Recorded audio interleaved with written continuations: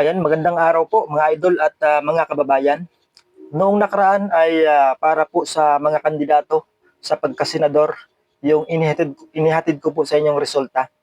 At ngayon nga po ay ihahatid ko sa inyo ay para po sa pagka-vice mayor at sa pagka-mayor ng Davao City. Ayan. Sapagat may bagong inilabas na resulta, itong MRS o Mindanao Rail Stores 21 hours ago mga idol. The latest Vice Mayor Preference Survey for the Davao City 2025 election has been released. Ayan. Survey conducted from March 10 to March 16, 2025 with 2,500 respondents mga idol.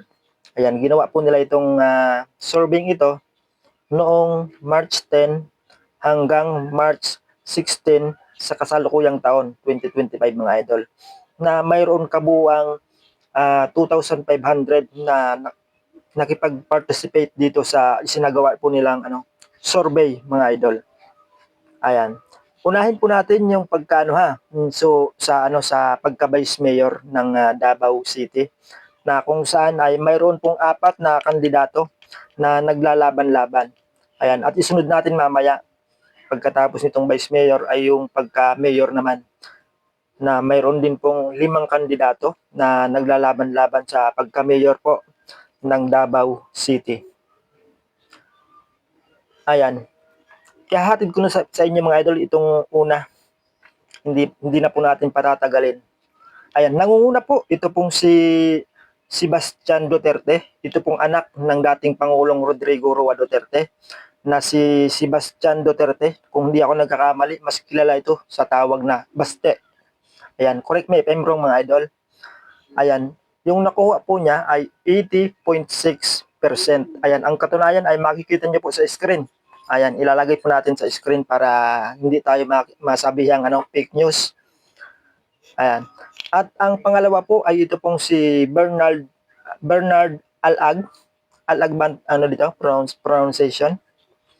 Ayan, na mayroon pong nakuhang 9.3%. Ayan, sinundan po ito nitong si Rodora Barcena. Ayan, pangatlo po si Rodora Barcena, na mayroon pong nakuhang 0.2%.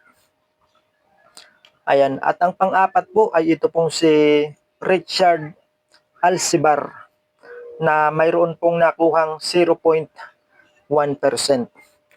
Ayan, sila po yung 4 na naglalaban-laban, 4 na kandidatong naglalaban-laban sa pagka-vice mayor po ng Davao City, na kung saan ay nangunguna po itong anak ng dating Pangulong Rodrigo Roa Duterte, na si Sebastian Duterte, na ang nakuha nga po niya ay 80.6%.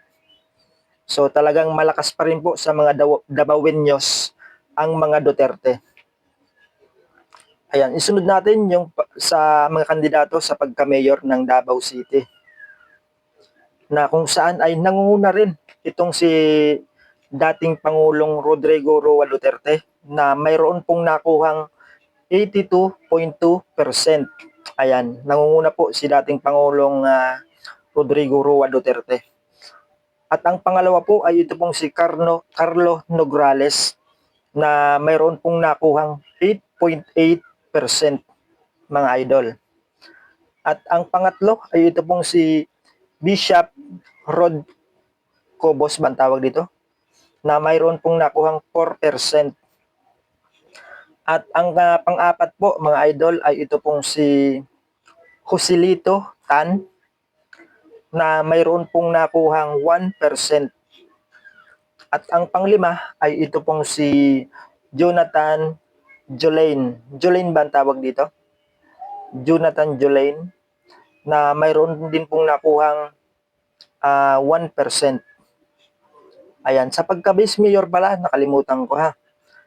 Yung undecided ay 9.8%. At dito na po sa pagka-mayor, yung undecided po ay 3% mga idol. So, yung mag-amang Duterte po ay nangunguna dito po sa isinagawa po nilang survey. Ayan. nitong Mindanao Real Stories. Ayan, titingnan natin kung ilang ano nitong Mindanao Real Stories. Ayan, meron po silang 20,000 followers itong si MRS kung tawagin po nila.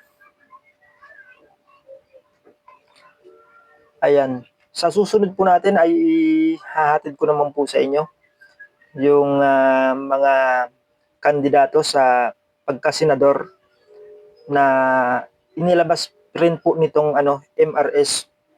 Ayan, nagsagawa rin po sila ng survey sa mga kandidato sa pagkasenador. Ayan, maybe later o tomorrow ay ihahatid ko po sa inyo yung resulta ng isinagawa nilang survey for senators, mga idol. So hanggang dito na lang po muna mga idol yung ating paghahatid ng ating resulta para po yan sa Davao City mga idol sa pagka-mayor at vice mayor ng Davao City na kung saan ay talagang napakalakas, napakasulido pa rin ng suporta ng mga Davaoenos sa mga Duterte. Ayan. So maraming salamat po sa inyong panonood at kung bago pa lamang po kayo sa aking YouTube channel o kaya ay napadaan lang po kayo, ayan, huwag niyo pong kalimutan mag-subscribe para sa susunod nating upload ay ma-notify po kayo mga idol. Ayan, maraming salamat po at ingat po tayong lahat.